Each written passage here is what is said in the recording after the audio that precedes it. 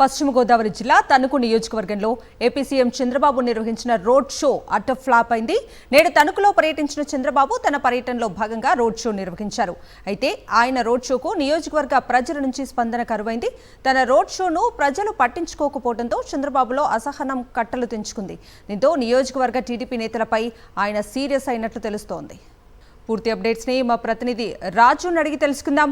రాజు, కవిత ప్రధానంగా చూసుకున్నాక ఈ రోజుకి సంబంధించి పశ్చిమ గోదావరి జిల్లా తణుకు నియోజకవర్గంలో కూడా ముఖ్యమంత్రి చంద్రబాబు పర్యటనకు సంబంధించి కూడా ప్రజాదరణ కరువైందని చెప్పొచ్చు. చూసుకుంటే కనుక ఈ రోజు స్వచ్ఛాంధ్ర స్వర్ణాంధ్ర కార్యక్రమం భాగంగా కూడా తణుకు నియోజకవర్గానికి ఇచ్చేశారు.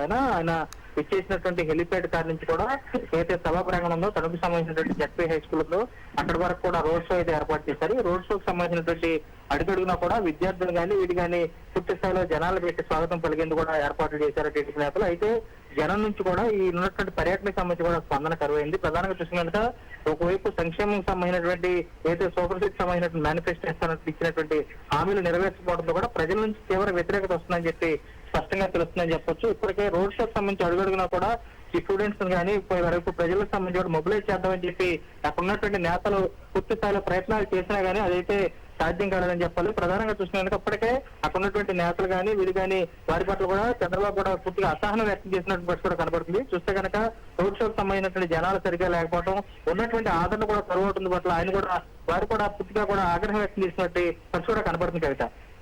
Right Raju, thank you.